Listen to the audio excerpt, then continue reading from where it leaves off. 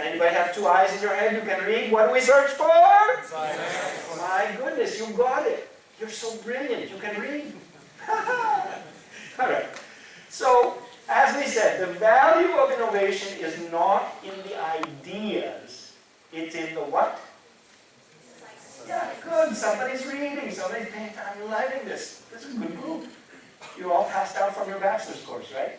Some of you even have masters. Anybody have PhD besides Sanghani-san? Good, good, good. Some of you have PhD. So you're able to read and understand the English language very well. Brilliant. Good. Okay. Super. And we look for insights in certain places so that we can innovate for profit. Again, you guys are technologists. You don't care about profit, right? I'm a business guy. I care about profit. So this is what we're going to cover, and it will help you to understand these things. All right.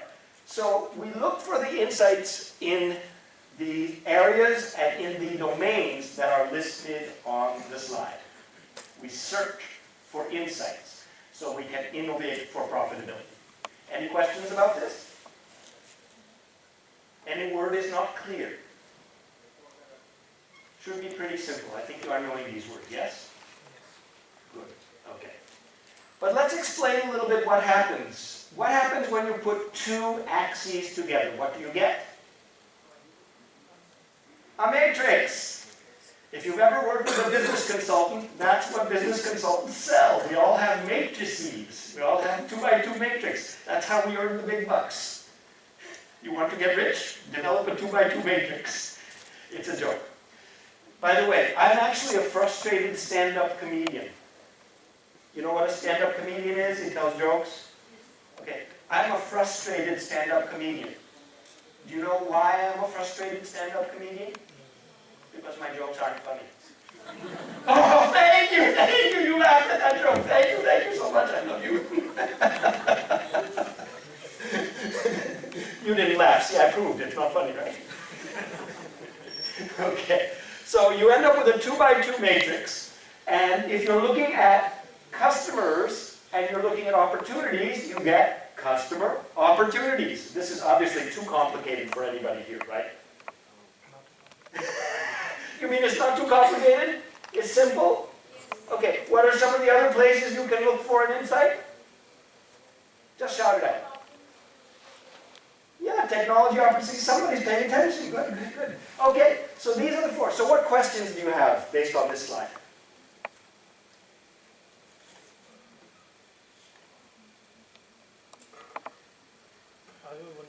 Please.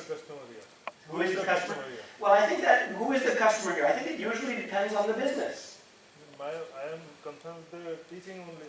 Great, brilliant. Oh, that's a fantastic question. What is your good name, sir? Praveen. Mr. Praveen has asked a question. Who is the customer? Let's stop our mini lesson and ask you that question. Who is your customer as a teacher? Really? They pay you? No. Who pays you? The management pays you, so who's your customer?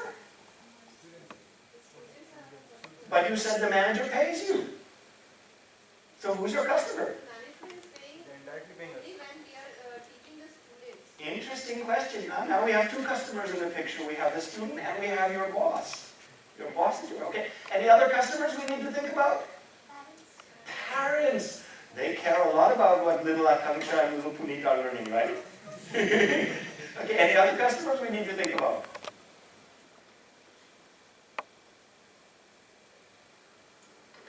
You're going to send this little Akanksha and this little Puneet out to whom after they're finishing? To their industry, namely their employers. So they're your customer now. Anybody care about what you're teaching besides your university? Who else are stakeholders here? GOI. Government of India. They care about what you're... So all of these are your customers, right? And so, sir, Mr. Praveen, if I want to make money, again, they don't care about money, but I care about money. So if I want to make money through innovation, you exactly got it. I've got to find maybe a problem for government of India, maybe an opportunity for students, maybe a problem for parents, maybe an opportunity for my management. Any of these can give me a chance to innovate and make money. Now is it clear what we're doing? But if I don't have any new insight about their problems and their opportunities, I won't be able to invent anything to make money from them that will help them and earn me money. Now you understand why we look for insights or not? Okay, time for another election. You're going to vote yes, I understand, no, I don't understand. Okay, how many will vote yes, I understand? Okay, how many will vote and be honest and say no, I don't understand? Okay, I got a customer here. 200 rupees, miss. You didn't vote. You didn't vote. You didn't vote. You didn't vote. So you're supposed to say, I didn't understand. You're supposed to vote. 200 rupees, please. 200 rupees, please. You broke the law. You broke the law. We enforced the law. 200 rupees now. Zero. Zero. Zero. You think because you're a professor, you don't have to follow the rules. Saab in the front row thought he could talk on his phone because he's faculty, you know that? It's not like that. He has to follow the same rules. Otherwise, setting that is up. No, I'll let you off. You don't have to pay. Now, thank you for asking. See, admit when you don't know and ask. Then you'll learn. Then you'll learn. Okay. Ma'am wants to know what is the relationship between students and customers. Okay. In innovation, we teach that a customer is anyone who is affected by your output. So is the student affected by your teaching output? Okay, so in that case, the customer is the student because the student is affected. So is the parent affected, so is the employer affected, so is the university. Now, can you get money out of it? That's another question.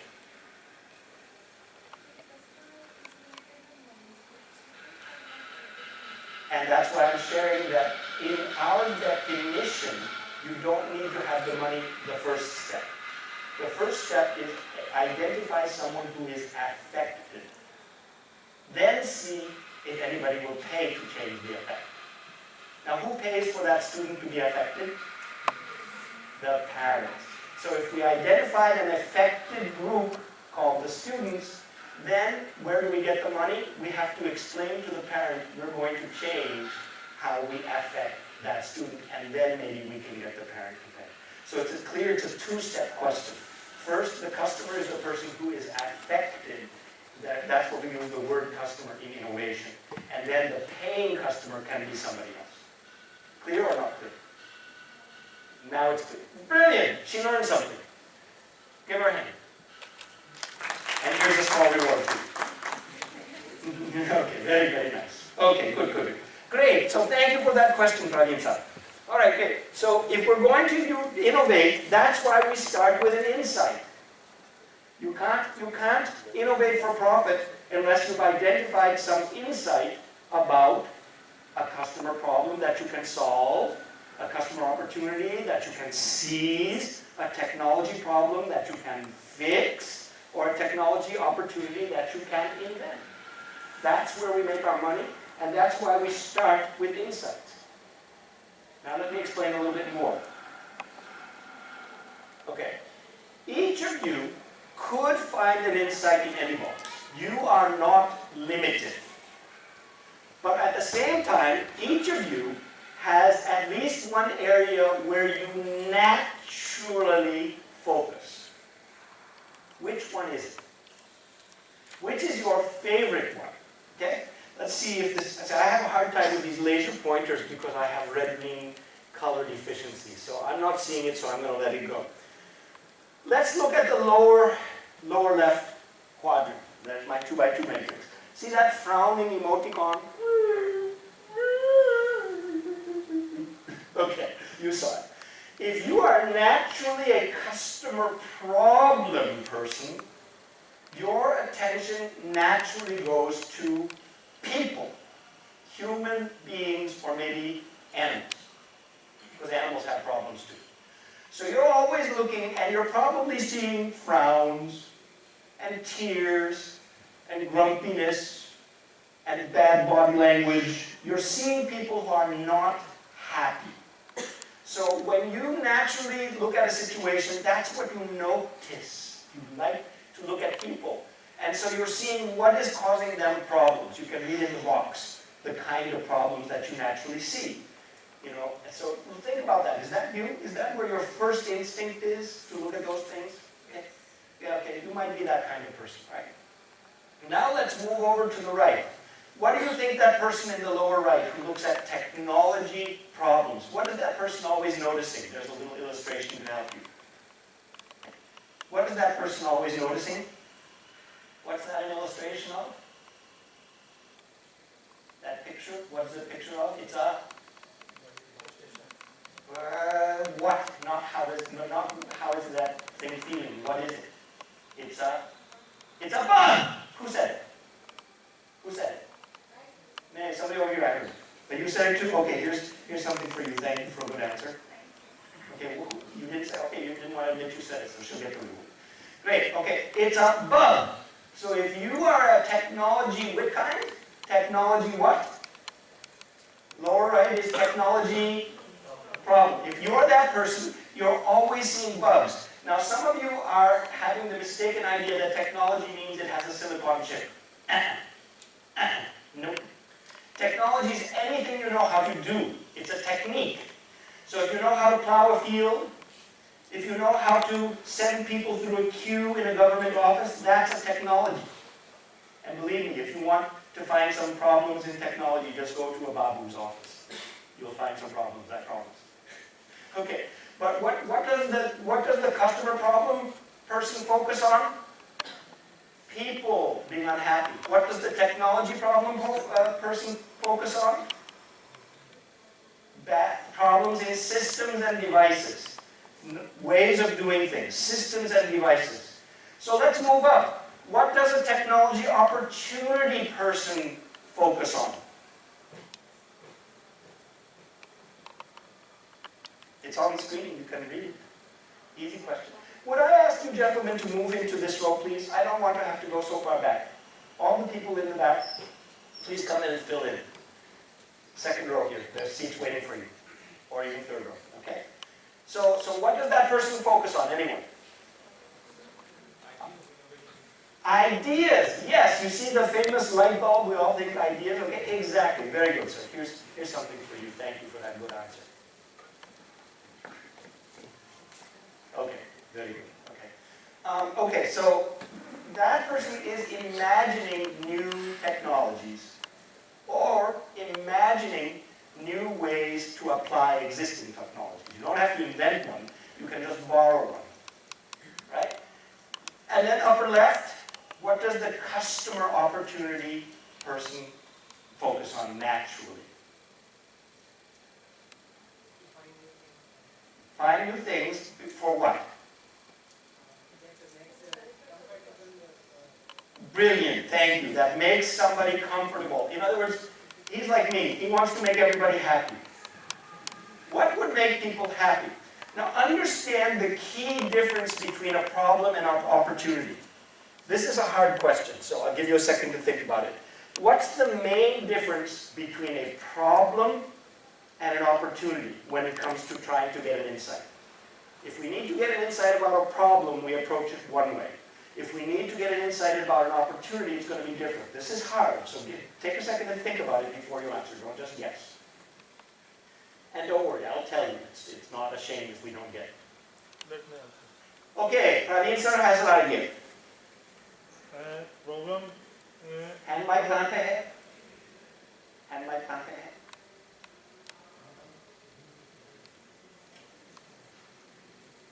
No issues, you can go ahead. Problem is way of thinking. It may be an excuse for not doing any work, or we can give the excuse this technology cannot do this work. We are seeing that is happening in general life, or we are concerning with the technology. And we can relate opportunity as a business mind, profit making mind.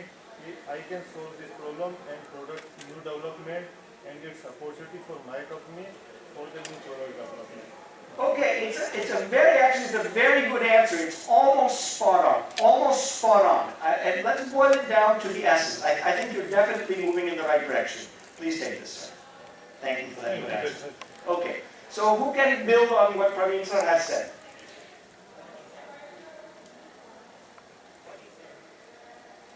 what did he say? Okay, please give him the mic so he can repeat it again. The difference between an opportunity and a problem. A problem and an opportunity. Yeah, say.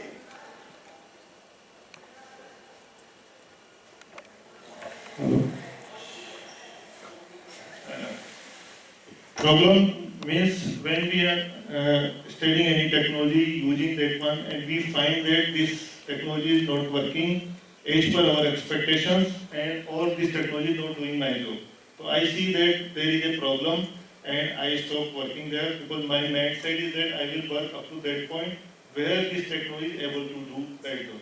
So I say that this is the problem, and I will not work beyond that.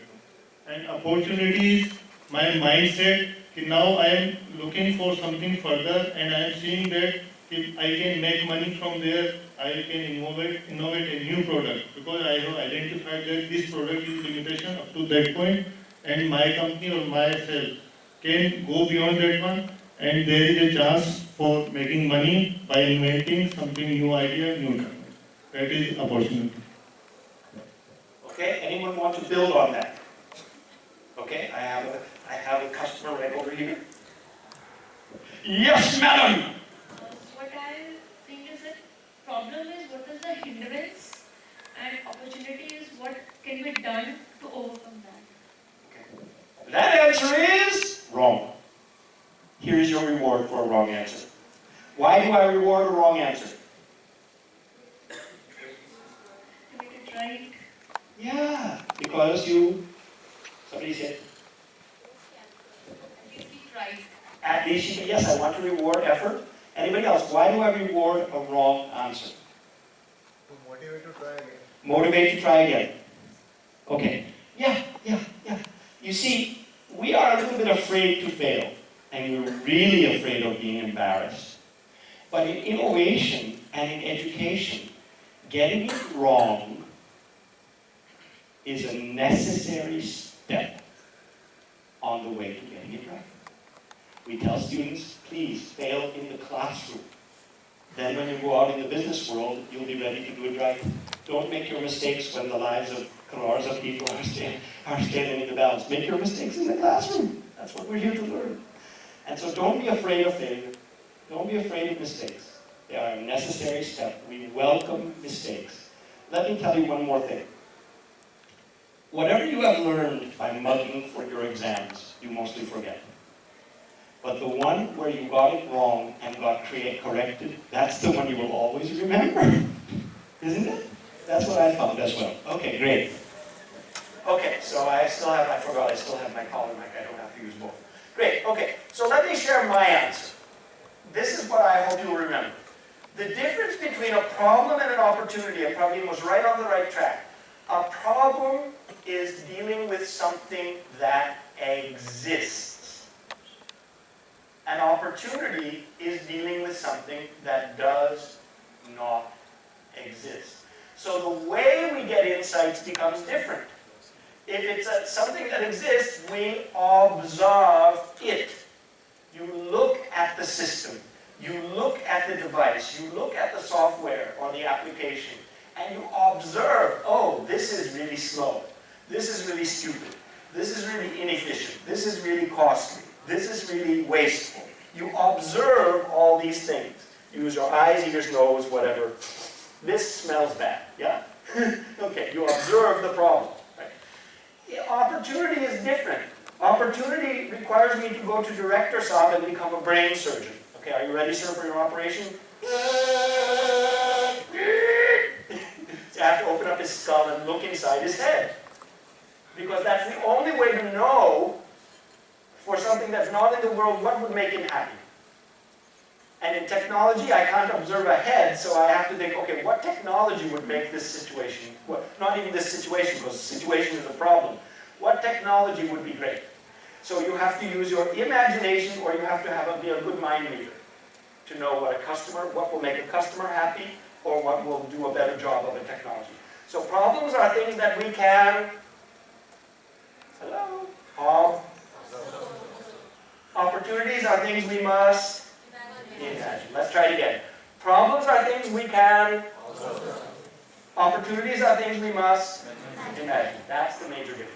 But in order to do a successful innovation, we must get insight. And these are the areas where we look for insight. So now we're going to do another vote, but not this one. Okay? Don't raise your hand. What are you not going to do? How are we going to vote this time? Can you follow directions? No, you can't. Let's test it. I'm going to tell you how to vote. Pay careful attention. I'm only going to tell you once. Let's see how good you are. To vote, you must do two things. First, when I call the name of your box, your favorite box, you must stand up. Anybody know how to do that? Do we need to practice to see if you really know how to do that one?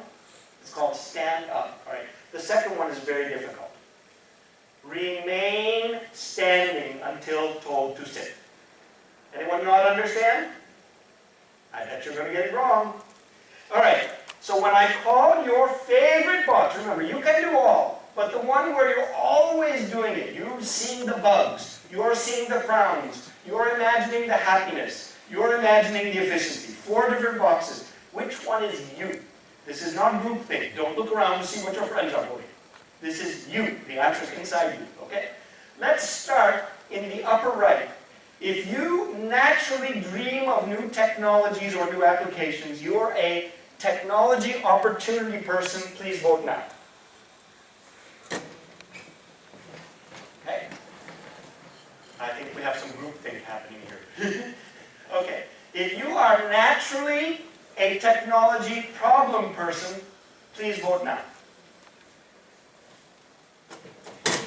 You're always seeing the flaws in devices and systems. Okay? You're naturally a technology problem person. Okay?